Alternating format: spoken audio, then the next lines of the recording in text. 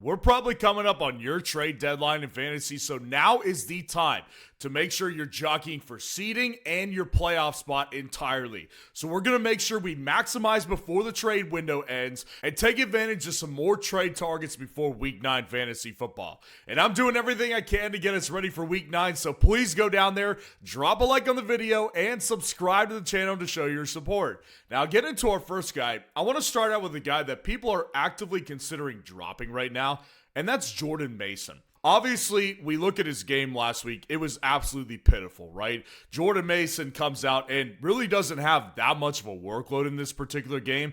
And obviously, his efficiency was non-existent. He averaged less than a yard per carry on 4 carries. It was absolutely an abysmal game, and there's just no defending this one from a fantasy football perspective. It was bad. Now, I want to address the other part of where I started with when I was talking about Jordan Mason. People are going to consider dropping him. I mean, there was a lot of people on my live stream after that show saying, can we drop Jordan Mason now? Like, is it over? And a lot of people probably are still holding on to that rage a little bit because he was in their lineup, probably cost them a matchup this week. I can understand the people that are upset and angry about Jordan Mason's week as a whole. But there's a couple of things that I want us to keep in mind when it comes to Jordan Mason and moving forward and just an overall arch of running backs in fantasy football, guys. So here's a guy, Jordan Mason, that has not been a pass-catching back for basically the entirety of his career. He's had 4 targets in 1 game this year. Outside of that, he's had 2 3-target games and 2 1-target games, and he's had a couple games with 0 targets as well. This is not a receiving back right here. So what that means is that Jordan Mason, his fantasy production is only going to come on the ground. And by the way, Jordan Mason on the season has been pretty efficient with the ball in his hands. I mean, Jordan Mason is averaging 4.4 yards per carry, even after that embarrassment that he just had. And I think what's important for people to remember is that anytime you have a running back in fantasy football who doesn't catch passes, well, that limits what he can do on a weekly basis to the team's game script. So you compare him to a guy like Devon Achane, right? Even if the Dolphins are being blown out, he'll salvage his fantasy week because he's an excellent receiving back. So that means that he doesn't necessarily need the Dolphins to be in a positive game script to have a good fantasy day. When a guy like Jordan Mason is on the Minnesota Vikings and they're in a negative game script, that immediately washes away everything that he can do in fantasy because then he can't run the ball. That's why he only got 4 opportunities in this game. By the way, Aaron Jones was basically just as uninvolved. And Aaron Jones is the pass catcher. Now, here's the other thing. I said before the week even started, Jordan Mason, if you look at fsroundup.com, you can go back to any week of the season. Go back to week 1, where Aaron Jones was healthy and active for this game. Aaron Jones got less carries than Jordan Mason did by 2-to-1 ratio right there. Jordan Mason from the beginning was the lead carry back. Aaron Jones will continue his role as a pass catcher, but they wanted Jordan Mason. They traded for him over the offseason and then signed him to a contract to make sure they limited Aaron Jones' work on a weekly basis. So Jordan Mason's involvement in this offense, I'm not questioning. The real question comes down to how many more games are the Vikings going to lose like that? That's not going to happen every single week. I hate to break it to you guys, but it's not going to. So on one hand, you could wait, see if Jordan Mason hits your waiver wire this week, and that might be the advisable thing to do because if he does, I would go pick him up. But if he makes it past Wednesday, when your waivers run, I would go ahead and send a trade like Chuba Hubbard and Justin Jefferson for Jordan Mason and CeeDee Lamb. Now, one common thread you found over the weeks, if you've been watching my trade target videos, is I'm trying to get rid of Justin Jefferson. I really am. I would much rather have Mason on my team than Justin Jefferson because with him, high value name, high value target, this guy is always going to be at least decent in fantasy, but his ceiling is just simply not very high this year. So I'd rather capitalize on that name value and upgrade to someone like CeeDee Lamb when I can also give away Chuba Hubbard, who is a perceived better back moving forward than Jordan Mason is, who is again, fringe waiver wire type of guy. That's my first idea with this one that you should pursue. Now, our next trade target is the same game. It's the other team that beat Jordan Mason.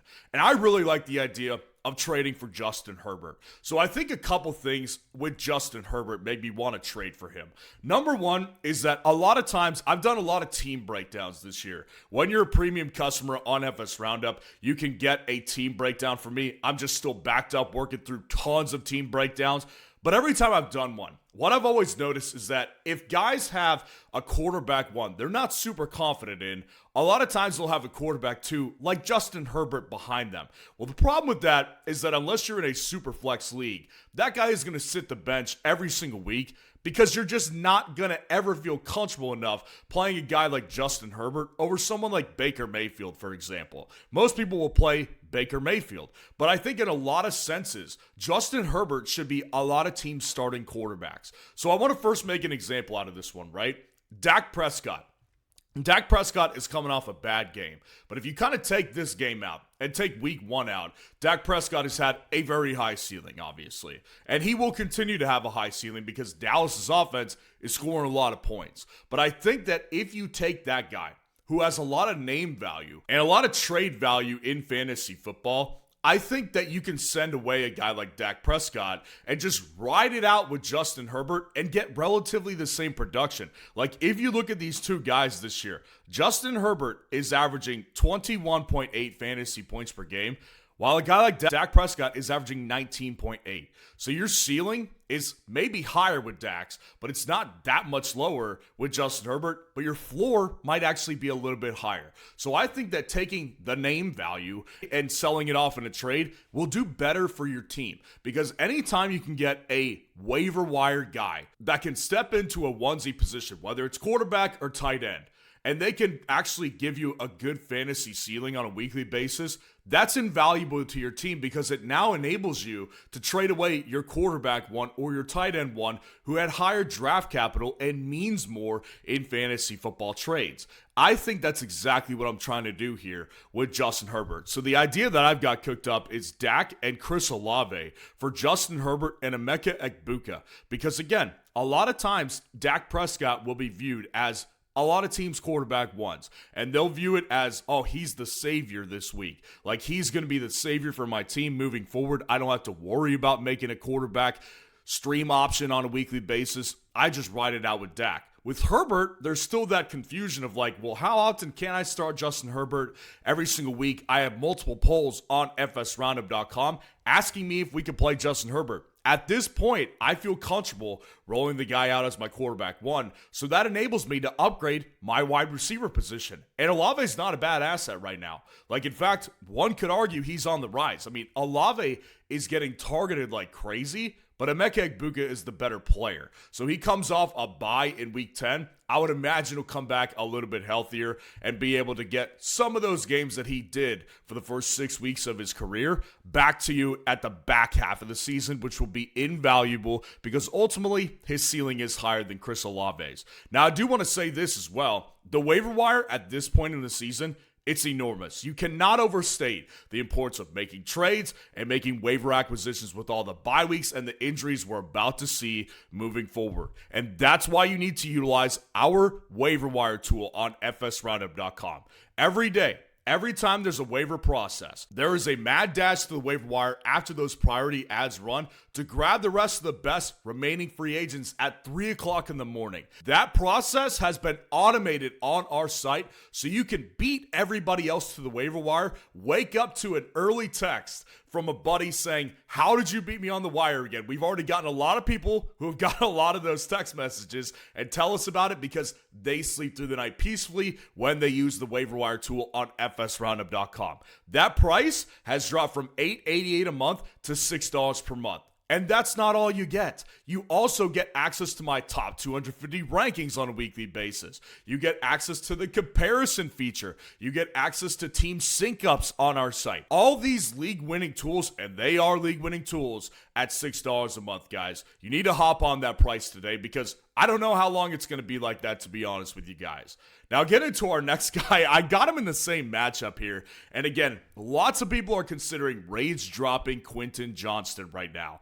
Now, again, same thing applies with Quinton Johnston as it did with Jordan Mason. If you feel that the guy in your league who has Quinton Johnston is about to rage drop him, to the waiver wire, wait until after the waivers process to go try to make a move. But if he is still on someone's team after this transition happens, then you need to go after him.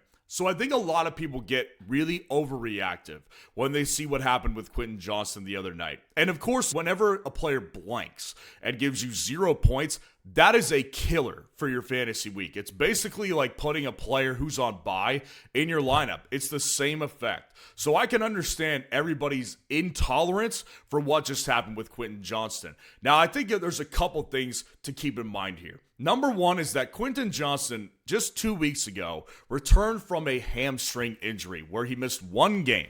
Now, in that game that he came back, he didn't look like the same player. He definitely was not getting targeted down the field as much. He did get a touchdown in his first week back to salvage his day in fantasy with 11 fantasy points, and he had 6 targets and only caught 2 of them. So my point being is that I don't think Quinton Johnston was fully healthy coming back. Then he comes off a short week, plays on Thursday night, and he does what he just did, right? He gives you 0 points. He doesn't catch a single ball. Really, there was nothing there for Quinton Johnston all night, but he was still on the field plenty. And this is something I always go back to. When it comes to wide receivers in fantasy football, you look at the bottom line metrics. And what the bottom line metrics are is routes run and snap count. If your wide receiver is at the top or near the top, your wide receiver is the wide receiver 1 or the wide receiver 2 on a team.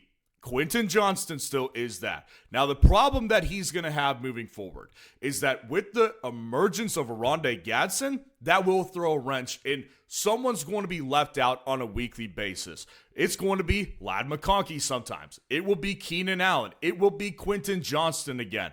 But if you believe that Quinton Johnston is done, and his ceiling now is 10 points, you're kidding yourself. You want a wide receiver in fantasy attached to a top-end quarterback like Justin Herbert. That's why I'm trying to get after someone who's pissed right now. Send them Stephon Diggs and Breece Hall for Quinton Johnston and Ashton Jeanty.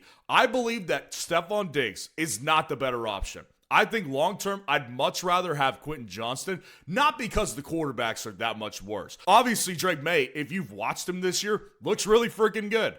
I have a problem with Diggs because he has less of a competition standpoint than QJ does, but his targets on a weekly basis fluctuate even more than Quinton Johnston's. So I would much rather have the upside play on a more consistent basis with Quinton Johnston. And I would also rather have Jeanty over Breece because it's actually not that crazy when you think about this trade.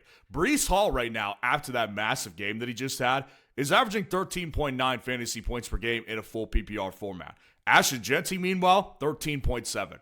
But I'd rather have Jeanty, who has a very consistent workload in this offense, over Breece Hall, who I do believe is a really good player, but I don't trust New York Jets still. So I would much rather have Quinton Johnston at the end of the day than Diggs. I think this is a good trade to make. Now, our next guy that I want to trade for is going to be coming off a bye week this week, and I also mentioned him last week, so I'll keep it a little brief. I think if there's still a window on Brock Bowers, you need to take advantage of it. So Brock Bowers hasn't played in, I think, 3 weeks now. Now, he comes out of the bye week. It probably is going to be his first game back after this bye week. So what I really appreciate that the Raiders did was they rested him and let him just heal up, say, we need you when you get back. And obviously, they freaking need the guy. Jacoby Myers is clearly unhappy. He doesn't want to play for the Raiders anymore. Their wide receivers beyond him, very sketchy at best. I don't think that there's any question to anybody who watches Raiders football. Brock Bowers' importance in this offense is at an all-time high whenever he gets back. Now, the main reason I want to make this trade right here, and we may get more news on this throughout the day and throughout the week for sure, I believe, it is of my belief, that Geno Smith is about to get benched. And the guy who's going to replace him, remember this name? Aiden O'Connell. Aiden O'Connell, before the season started, in the last preseason game, had an injury and he was slated to miss the next 6 to 8 weeks of the fantasy season. He is supposed to come back soon if those initial reports hold up. I believe that when he comes back, he will step in for Geno Smith because he's less turnover prone. And if you recall, Brock Bowers had a lot of good games with Aiden O'Connell last year. So the trade I'm looking forward to do with this one is Tucker Kraft. Let's take him off a massive week. Not that we don't like Tucker Kraft, but I would want to package him with DK Metcalf and get Brock Bowers and Rome Odunze, because I do believe that Tucker Kraft still a little bit fluctuates in target share and in weekly importance to the offense. And I think Christian Watson being back kind of throws a little bit of a monkey wrench in who is very consistent in this offense. Clearly upside, but I think his importance to the offense won't be as consistent as Brock Bowers. And then I would much rather have Rome over DK, because Rome has a higher ceiling than DK Metcalf. DK's ceiling is good, but I think Rome still has that 30-point ceiling that we haven't seen for a couple of weeks now. I would much rather have the Bowers side and the Rome side than I would have the DK and the Kraft side in this one. Now, our last trade target right here, this one is going to be an interesting one. Courtland Sutton. So Courtland Sutton is a guy that I think his story of his career has always been clearly the wide receiver one in Denver, but does leave a lot to be desired. And I think that in a matchup versus the Cowboys, where they absolutely crushed them, that was like the perfect sentence to go with Sutton after that type of week. I mean, they put up 40-plus points on the Cowboys, and he comes out with 10.7 fantasy points per game. And if you watch that game, he actually dropped a really big play over the middle of the field, down the field, like 20 to 25 yards. So his day would have been better, but it still wouldn't have been that great. So Sutton comes out with 6 targets, 4 catches for 67 yards. That's not that good against one of the best matchups he'll see all season long. Now, I do think that Courtland Sutton, if I look at this guy, I think of him as a good wide receiver 2 in fantasy football still, because his ceiling is still around 25 points. If you look at week 3 versus the Chargers, he had 23.8 fantasy points and absolutely destroyed that defense right there. He's had a couple 18-point games, 19-point games, 17-point games. He's a good wide receiver 2 in fantasy football. And I think that people are starting to remember that after he did go through a brief period of time where he was looking like a wide receiver 1. So again, it goes back to I want Justin Jefferson off my team. I'll take Justin Jefferson and J.K. Dobbins, and I'll go ahead and send them away for Courtland Sutton and Jahmyr Gibbs, because I will stand by this one. Justin Jefferson is more name value than he is value to your fantasy football team. Your first overall pick is averaging 15.4 fantasy points per game. That's not good enough. So what I want to do here is, yes, we'll take a little bit of a hit at the wide receiver position. Get a guy who's averaging 15.4 fantasy points per game and trade him away for a guy who's averaging 13.8 fantasy points per game. But I want to get that major running back upgrade and upgrade it to 5 points per game better, because Jahmyr Gibbs is averaging 20 fantasy points per game. And we'll send away J.K. Dobbins, who could be on the decline a little bit with the emergence further of R.J. Harvey. I will take this trade every day of the week. So let me know who your top trade target is before Week 9 fantasy football, and make sure to stay tuned for what I got right and wrong tonight.